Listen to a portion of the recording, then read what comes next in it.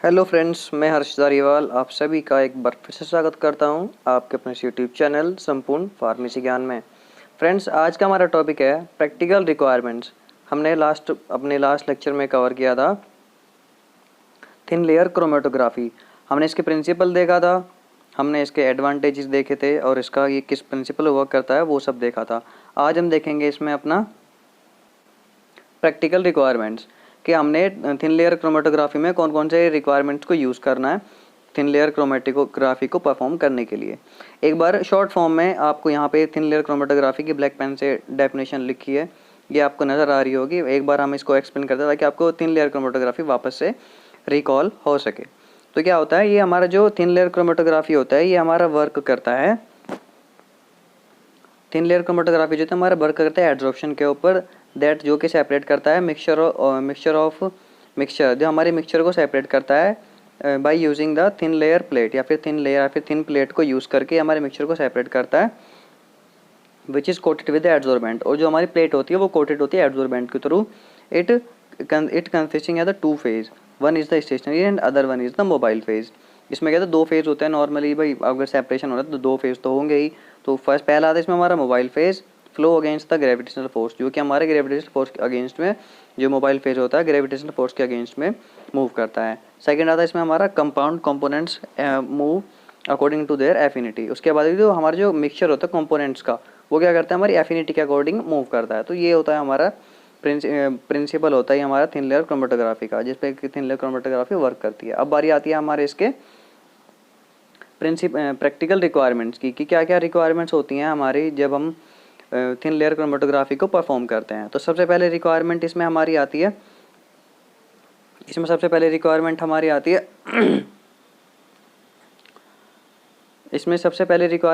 आती है stationery face की। ये तो सबसे बहुत बेसिक ही होता है कि स्टेशनरी फेस तो चाहिए ही चाहिए कि ग्लास है, ग्लास के ऊपर किस तरह का क्या होगा और गिलास किस तरह का ग्लास होगा। उसके बाद है प्रिपरेशंस ऑफ ग्लास, के ग्लास को किस तरह से प्रिपेयर किया जाता है कि किस तरह से रखना है, मतलब जिसमें प्लेन होना चाहिए, स्मूथ होना चाहिए glass. Application of the sample, application का मतलब है कि उसके यूजेज नहीं है, एप्लीकेशन का मतलब उसको अप्लाई करना सैंपल को जिसे हमें सेपरेट करना है। फोर्थ आता है हमारा डेवलपमेंट टैंक। फिफ्थ आता है मोबाइल फेज, क्या मोबाइल फेज होगा, फिर डेवलपमेंट क्या क्या हमारे क्या डिफरेंट डेवलपमेंट टेक्निक्स होंगी। उसके बाद है डिटेक्टिंग और visualising agents, quality, RF, factor value और क्वांटिटी एनालिसिस। तो ये सारे हमारे 9 स्टेप हैं हमारे, जिनमें हम इस तरह से थिन लेयर क्रोमेटोग्राफी में यूज़ करने वाले हैं थिन लेयर क्रोमेटोग्राफी को परफॉर्म करने के लिए। तो सबसे पहला आता है इसमें हमारा स्टेशनरी फेज। स्टेशनरी फेज में क्या होता है, स्टेशनरी फेज में क्या होता है कि हमारा there are the several absorbent, हाँ इसमें हमारे काफ़ी सारे एब्जॉर्बेंट होते हैं, can be used at stationary phase, जिनको हम स्टेशनरी फेज की तरह यूज़ कर सकते हैं। It is a phase in which, एक फेज होता है जिसमें in which mobile phase is absorbed for the separation. इसमें क्या होता है स्टेशनरी फेज में क्या होता है कि हमारा ये एक ग्लास प्लेट है, हमारी थिन लेयर क्रोमेटोग्राफी पढ़ रहे हो तो इसमें हमारी एक थिन लेयर प्लेट है, ठीक है। इसके ऊपर क्या होता है हम अपना स्टेशनरी फेज को अप्लाई करते हैं। मान लीजिए कि ये हमारा स्टेशनरी फेज है जिसके ऊपर हम इसमें हमारा जो मिक्सचर होगा वो हमारा सेपरेट होगा। तो ये हमारा स्टेशनरी फेज है, जो ग्रीन वाला है ये हमारा स्टेशनरी फेज है। अब इसके ऊपर हमें अगर हमारा कोई मोबाइल फेज होगा उसके आप यहाँ पे रखेंगे और वो ऐसे मूव करेगा ग्रेविटेशनल फोर्स के अपोजिट में, तो इसी को बोलते हैं थिन लेयर क्रोमेटोग्राफी। और ये ग्रीन वाला ये हमारा स्टेशनरी फेज है। तो ये इसमें बोल रहा है कि काफ़ी सारे स्टेशनरी फेज जो है काफ़ी सारे होते हैं, जैसे कि हमारे इसमें हमारा एग्जांपल आता है सबसे पहला सिलिका जेल एच का। इसमें कहते हैं कॉम्पोजिशन करते हैं सिलिका जेल विदाउट बाइंडर, इसमें बाइंडर प्रेजेंट नहीं होता जिसकी रेशो होती है 1:1.5। सेकंड आता है इसमें हमारा सेल्यूलोज पाउडर का, cellulose powder without the binder, cellulose without binder और इसका रेशो होता है 1:1:5 का। इसके बाद हमारा नेक्स्ट मटेरियल है, मतलब नेक्स्ट स्टेप जो है इसमें आता है हमारा, वो क्या आता है हमारा प्रिपरेशन ऑफ ग्लास। अब हम ग्लास को किस तरह से प्रिपेयर करते हैं, तो सबसे पहले तो हम ग्लास के टाइप क्या क्या होता है, कितने तरह के टाइप होते हैं, सबसे पहले तो वो हमें देखना चाहिए। सबसे पहले बेसिकली हमारे 3 टाइप के ग्लास होते हैं, full size, half size, quarter size. Full size जैसे कि 100% होता है, हाफ साइज 50% होता है और क्वार्टर साइज जैसे कि मान लो पाव भर जैसे कि 250 ग्राम, ऐसे आप इन्हें इस तरह से याद रख सकते हो। तो फुल साइज में क्या होता है हमारा, फुल साइज में जो ग्लास की जो लेंथ होती है वो होता है 20 × 20 सेंटीमीटर, मतलब 20 लेंथ और 20 विड्थ, 20 × 20 सेंटीमीटर ये होती है। उसके बाद इसी तरह से इसमें हमारी क्या होती है, हमारी हाफ साइज़ की भी इस तरह से 10-20 होती है और क्वार्टर साइज़ की भी हमारी 5-20 होती है। हमारा मतलब ये हमारा विड्थ कोई चेंज नहीं होती, लेकिन लेंथ चेंज होती रहती है, लंबाई चेंज होती रहती है। तो ये होता है हमारा प्रिपरेशन ऑफ ग्लास। अब देखते हैं कि ये तो हो गया हमारा टाइप ऑफ ग्लास। अब देखते हैं कि ग्लास को प्रिपेयर करते कैसे हैं। ग्लास को प्रिपेयर करने के लिए सबसे पहले इसमें क्या होता है कि हमारा सबसे पहले हम क्या करते हैं, ग्लास को प्रिपेयर करने के लिए हम इसमें सबसे पहले क्या करते हैं कि हम इसमें एक सबसे पहले स्लरी बनाते हैं। 10% सॉल्यूशन के एक सिलिका जेल की एक स्लरी बनाते हैं और उसको पोर कर देते हैं ग्लास के ऊपर। अब इनको पोर करने के भी 4 मेथड होते हैं। सबसे पहला मेथड क्या आता है, इसमें 4 मेथड होते हैं इनको पोर करने के। सबसे पहला मेथड है पोरिंग का, सेकंड आता है डिपिंग का, फिर आता है स्प्रे का, फिर आता है स्प्रेडिंग का। ये इन चारों मेथड के बारे में हमने माइक्रोबायोलॉजी में अच्छे से पढ़ा हुआ है, फिर भी मैं आपको यहाँ पे एक ओवरव्यू दे देता हूँ ताकि हमें यहाँ पे आसानी हो। पोर का मतलब क्या होता है, pour the slurry on the glass plate. Slurry के ऊपर मतलब ऐसे गिरा देना, जितनी भी हमारी स्लरी बनी है, मतलब जितनी भी नहीं, हाँ जितनी भी हमारी स्लरी बनी है उसको हमें ग्लास के ऊपर गिरा देंगे, ठीक है। सेकंड आता है डिप करना। क्या होता है, एक कंटेनर लेंगे, उसके अंदर अपना स्लरी को रखेंगे और ये हमारा येलो वाली हमारी ग्लास प्लेट है और इस ग्लास प्लेट को इसके अंदर डिप कर देंगे और जितना भी हमें चाहिए, मान लीजिए कि हमारे जो ग्लास कंटेनर है ये इतना है, हमें इतना इतना चाहिए हमें, तो इसके अंदर हमने ये ग्लास को डिप कर दिया। तो ये होता है हमारा डिपिंग। स्प्रे क्या होता है, स्प्रे क्या होता है, अब ये हमारा देखिए जैसे कि हमारा ये ग्लास प्लेट है और इसके ऊपर हमने क्या किया, ऐसे ही ये ग्लास प्लेट हम इसके ऊपर स्लरी से इसके ऊपर ऐसे स्प्रे कर दिया, तो ये क्या होगा, हमारा स्प्रे हो गया। उसके बाद स्प्रेडिंग, स्प्रेडिंग की भी मतलब ऐसे ही होता है हमारा इसमें कि उसको उसके ऊपर इसको स्प्रेड कर देना ओवर द प्लेट। उसके बाद फ्रेंड्स क्या होता है, आफ्टर प्रिपेयरिंग द ग्लास, गिलास को बनाने के बाद जब हमारा ग्लास बन के तैयार हो गया, after prepare the glass spread the slurry on the glass, dry it, उसको सूखने रख देंगे, through it the hot air oven, hot air oven उसको सूखने रख देंगे। तो process of drying is called the activation of the sample. और जो हमारे ड्राइंग का जो प्रोसेस होता है उसको बोलते हैं हमारा एक्टिवेशन ऑफ द सैंपल। ये 2 मार्क्स के लिए बहुत ज़रूरी होता है ये वाला कोई पॉइंट कि एक्टिवेशन ऑफ सैंपल क्या होता है। जब भी हम कोई ग्लास प्रिपेयर करते हैं, ग्लास को प्रिपेयर करने के लिए जब हम कोई स्लरी बनाते हैं, उस स्लरी को ग्लास के ऊपर रखते हैं, उस स्लरी को सुखाने के लिए जब हॉट एयर ओवन में रखते हैं, तो इस प्रोसेस को बोलते हैं activation of the sample. Next आता है इसमें हमारा एप्लीकेशन ऑफ द सैंपल। जब हम सैंपल को अप्लाई करते हैं, मतलब जब हम सैंपल को उस ग्लास के ऊपर, मतलब अब हमारा ग्लास बन चुका है, तो थर्ड स्टेप में क्या होता है, जब अभी जो भी हमारा सैंपल जो भी हमें सेपरेट करना है वो हम उसके ऊपर अप्लाई करेंगे। तो उसके ऊपर क्या करते हैं, हम अप्लाई कैसे करते हैं कि मान लीजिए कि ये हमारा एक गिलास है, तो गिलास से 2 सेंटीमीटर का गैप रखते हैं हम यहाँ से यहाँ पे। भाई अब पॉइंट ऐसा तो है नहीं कि मान लीजिए कि हमें कोई सैंपल मतलब क्या करते हैं सेपरेट करना है, उसको हम यहीं पर रख देंगे, तो ऐसा तो होगा नहीं। तो क्या करेंगे, उसको हम यहाँ से पूरे 2 सेंटीमीटर हाइट रखते हैं सैंपल की, जो भी हमें सेपरेट करना है। उसके बाद क्या करते हैं, यहाँ पे हमने कैपिलरी ट्यूब के थ्रू, यहाँ पे कैपिलरी ट्यूब के थ्रू हमने यहाँ पे सैंपल को डिप कर दिया। उसके बाद क्या हुआ, उसको फिर ऐसे ही छोड़ देंगे। ये होता है हमारा एप्लीकेशन ऑफ सैंपल की। कैपिलरी ट्यूब के थ्रू हमने यहाँ पे सैंपल को यहाँ पे पुट कर दिया। कितने हाइट से, ये हाइट याद होनी चाहिए कि हाइट हमारी 2 सेंटीमीटर होती है, ठीक है फ्रेंड्स। ये होता है हमारा एप्लीकेशन ऑफ द सैंपल। इसके क्या कहता है, after drying of the glass plate apply the sample on the mark of the plate with the help of capillary tube. Capillary tube के आप डायग्राम में देख सकते हैं, यहाँ पे कैपिलरी ट्यूब के हेल्प के थ्रू हम इस पर जैसे कि हमने डायग्राम में समझाया। उसके बाद आता है डेवलपमेंट टैंक। डेवलपमेंट टैंक का क्या होता है फ्रेंड्स, ये टैंक भी बहुत अच्छा होता है, मतलब बहुत इंपॉर्टेंट पॉइंट होता है ये वाला। डेवलपमेंट टैंक क्या करता है कि मान लीजिए कि जैसे हमारा ये एक टैंक है, इसके अंदर यहाँ पे हमारा जो है सैंपल भरा हुआ है, मोबाइल फेस भरा हुआ है इसमें हमारा।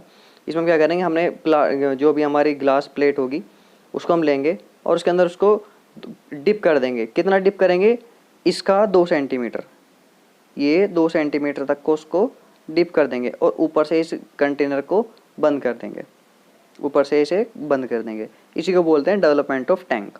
कि मतलब जो है वो कितनी देर तक, कितनी हाइट पे हमें वो टैंक के अंदर छोड़ना है, 2 सेंटीमीटर की हाइट तक पे हमें वो टैंक के अंदर छोड़ना है। तो देखते हैं क्या कहता है ये। इसमें क्या होता है कि to develop the tank make a solution of the mobile phase dip the solution ratio in suitable ratio. क्या होता है, हम उसमें क्या करते हैं, मोबाइल फेस को सॉल्यूशन बनाते हैं और उसको डिप करते हैं टैंक के अंदर। Now dry plate is in a tank up to the 2 centimetre and left for the 1 hour and close the tank from the top. Top से बंद कर देंगे 2 सेंटीमीटर। मैंने आपको अभी बताया था कि 2 सेंटीमीटर तक आप यहाँ पे देख सकते हैं कि 2 सेंटीमीटर तक ही हमने यहाँ पे इसको डिप किया हुआ है मोबाइल फेस के अंदर, ठीक है फ्रेंड्स। तो नेक्स्ट आता है हमारा इसमें अब हमारा नेक्स्ट आता है mobile face. Next step point आता है इसमें हमारा मोबाइल, किसके हम इसमें मोबाइल फेस को किस तरह से यूज़ करते हैं, कैसे कैसे सिलेक्शन करते हैं। तो इसमें हमारा selection of mobile face depend on the कुछ फैक्टर्स के ऊपर डिपेंड होता है। जैसे क्या, सबसे पहला था हमारा nature of the substance to be separated, कि जो सब्सटेंस को सेपरेट करे उसका नेचर कैसा है, nature of the stationary phase, और मोड ऑफ द क्रोमेटोग्राफी, की क्रोमेटोग्राफी का मोड क्या है। उसके बाद आता है डेवलपमेंट ऑफ द टेक्निक्स। ये हमारा बहुत ही इंपॉर्टेंट पॉइंट है, डेवलपमेंट ऑफ द टेक्निक्स, क्योंकि टेक्निक्स के डेवलपमेंट अलग से 2 मार्क्स में क्वेश्चन पूछा जाता है। तो इसमें हमारा डेवलपमेंट ऑफ टेक्निक के अंदर क्या क्या आता है, डिफरेंट डिफरेंट टेक्निक्स यूज़ करते हैं। जैसे कि पहला आता है वर्टिकल डेवलपमेंट, 1 डायमेंशन, मतलब एक ही दिशा में, एक ही डायरेक्शन में जो चीज़ें सेपरेट हो रही हैं। 2 डायमेंशनल, ऐसे भी जा रही हैं और ऐसे भी सेपरेट हो रही हैं। मतलब कि पहले हमारा एक गिलास प्लेट था, उसमें हमने ऐसे सैंपल रखा तो वो सिर्फ ऐसे कर रहा था, लेकिन उसके बाद क्या, हम इसे रोटेट कर देंगे, हम इस प्लेट को रोटेट कर देंगे। रोटेट करने के बाद ये किस तरह से रहेगा, रोटेट करने के बाद ये होगा कि पहले तो सैंपल इसके अकॉर्डिंग ऐसे चल ही रहा था, ऐसे करके चल ही रहा था, अब हम सैंपल को यहाँ रखेंगे तो ऐसे चलेगा, तो ये हो गया 2 डायमेंशन। इसी तरह से हमारा मल्टीपल हॉरिजॉन्टल डायरेक्शन में, मल्टीपल डेवलपमेंट में या हॉरिजॉन्टल डायरेक्शन में भी इसी तरह से हमारा ऐसे होता है, 2 डायमेंशनल होता है। ये हमारे 4 तरह के टेक्निक्स होती हैं। उसके बाद है detection of the visualising agent. ये 7th पॉइंट हमारा डिटेक्शन ऑफ विजुअलाइजिंग एजेंट। इसमें क्या होता है, after the development of thin layer chromatography plate spot should be visualised for the following techniques are used. इसमें हमारा जो स्पॉट होगा, जहाँ पे अभी हमारे नज़र आएंगी, जो भी चीज़ सेपरेट होंगी, जहाँ पे हम उसको रखेंगे, वो कुछ चीज़ों के थ्रू हमें हमारा वो नज़र आना चाहिए। क्या क्या मेथड्स होते हैं उनको देखने के लिए, क्या क्या मेथड्स होते हैं। सबसे पहला मेथड आता है हमारा स्पेसिफिक मेथड, सेकंड आता है इसमें non specific method. Specific method क्या बोलता है, स्पेसिफिक मेथड ये बोलता है कि इन दिस मेथड, इस मेथड में particular detecting agent are use for find out the nature of the compound, कि कंपाउंड के नेचर को पता करने के लिए हमें एक स्पेसिफिक एजेंट का, केमिकल एजेंट का यूज़ करते हैं। जैसे कि हमारे इसमें फेरिक क्लोराइड को यूज़ करते हैं फेनोलिक कंपाउंड्स और टैनिन्स की कंपाउंड के डिटेक्शन के लिए। सेकंड आता है हमारा इन दिस मेथड, इस मेथड के अंदर no number of spots can be detected, काफ़ी सारे स्पोर्ट्स इसमें डिटेक्ट किए जाते हैं, बट नो एग्जैक्ट नेचर और the type of the compound are found. इसमें हमारे कोई भी एग्जैक्ट नेचर या कोई भी केमिकल कंपाउंड यूज़ नहीं करते किसी उसको जैसे आयोडीन चैम्बर मेथड। इसमें जनरली मोस्टली इसको यूज़ करते हैं क्योंकि ये ब्रॉड वाइड होता है ये। ठीक है फ्रेंड्स, तो ये था हमारा डिटेक्शन और द विजुअलाइजिंग एजेंट। इसमें हमारा नेक्स्ट 8th पॉइंट आता है, इसमें हमारा 8th पॉइंट इसमें हमारा आता है क्वालिटेटिव एनालिसिस और आरएफ वैल्यू और क्वालिटेटिव एनालिसिस में। कि इसमें क्या होता है कि इसमें हम इसमें ये देखते हैं कि जो हमारा मतलब सैंपल था, ये हमने यहाँ पे 2 सेंटीमीटर की हाइट से हमने यहाँ पे सैंपल लगाया था, ये रहा वो सैंपल, हमने यहाँ पे 2 सेंटीमीटर की हाइट से सैंपल लगाया था। ठीक है, और ये अब इसमें हम देखेंगे कि हमारा जो वो था मोबाइल फेस था, वो हमने इसमें डिप करके इसको मोबाइल फेस को तैयार किया था। किसका हमने, क्योंकि हमने इस प्लेट को डिप किया था पानी के अंदर। ठीक है फ्रेंड्स, तो ठीक है, तो अब देखते हैं कि मोबाइल फेस तो आ गया हमारा यहाँ तक, वो कहाँ से आया, वो यहाँ से मतलब नीचे से चलेगा ना मोबाइल, क्योंकि पेपर है या प्लेट है, वो पानी को सोखेगा, तो सोखते पानी तो चला गया हमारा नीचे से यहाँ तक। ठीक है, अब हमारा इस मोबाइल फेस के साथ साथ में हमारा जो है ये सैंपल भी तो सेपरेट होगा ना, तो सैंपल हमारा सेपरेट होते सैंपल हमारा सेपरेट होकर पहुँच गया यहाँ पे। तो अब हम क्या करेंगे, इनकी हाइट को मेज़र करते हैं। जैसे कि मतलब इनकी हाइट को कैसे मेज़र करेंगे, इनकी हाइट को मेज़र करते हैं, ये यहाँ पहुँचा और ये पहुँचा यहाँ पे, तो इनकी हाइट को मेज़र करते हैं। इनकी हाइट कैसे मेज़र करेंगे कि भाई यहाँ से यहाँ तक की वैल्यू हाइट मेज़र कर लेंगे और यहाँ से यहाँ तक की वैल्यू, इससे हमें पता चल जाएगा, सॉरी यहाँ से नहीं यहाँ तक, यहाँ से यहाँ तक की वैल्यू, इससे हमें पता चलेगा हमारा मोबाइल फेस कितना चला है और हमारा जो सैंपल था वो कहाँ तक चला है। Distance travel by the solute, distance travel by the solvent. तो देखिए ये हमारा इसी ही मेथड होता है क्वालिटेटिव एनालिसिस या फिर आरएफ वैल्यू को निकालने का। इसका फॉर्मूला भी दिया हुआ है कि distance travel by the solute मतलब सैंपल, और distance travel by the solvent मतलब मोबाइल फेज। इसमें कि जैसे आप देख सकते हैं कि जैसा भी हमने डायग्राम में समझाया आरएफ वैल्यू की, हमारा जो इसमें हमारा जो सैंपल था वो कहाँ तक चला, वो हमारा ओरिजिन से लेके यहाँ से यहाँ तक चला, और हमारा जो मोबाइल फेस था वो हमारा यहाँ से ट्रैवल होना शुरू हुआ, लेकिन हम इसको मेजर यहाँ से करेंगे, वो यहाँ से यहाँ तक ट्रैवल हो गई, यहाँ तक पहुँच गया। तो सॉल्यूट के द्वारा डिस्टेंस और सॉल्वेंट के द्वारा डिस्टेंस, ये हमारा हो गया आरएफ वैल्यू निकालने का तरीका। तो फ्रेंड्स ये मेथड्स थे हमारे जो हमारे इसमें यूज़ होते हैं थिन लेयर क्रोमेटोग्राफी टेक्निक्स में। ये हमारे कुछ मेथड्स हैं जो हमारे यूज़ होते हैं। आई होप आप सभी को समझ में आए होंगे। आप अगर आपने हमारे इसमें इसका प्रिंसिपल का वीडियो नहीं देखा है तो आप हमारे चैनल पे विजिट करके प्रिंसिपल का वीडियो देख सकते हैं। सो फ्रेंड्स, हम उम्मीद रखते हैं कि आपको हमारे लेक्चर समझ में आ रहे होंगे। हमारे इस चैनल को आसान तरीके से समझने के लिए हमारे चैनल को लाइक करें, कमेंट करें, सब्सक्राइब करें, फ्रेंड्स के साथ शेयर करें ताकि हमारे चैनल की कोई भी लेटेस्ट अपडेट आपसे मिस ना हो। Thank you friends for watching this video.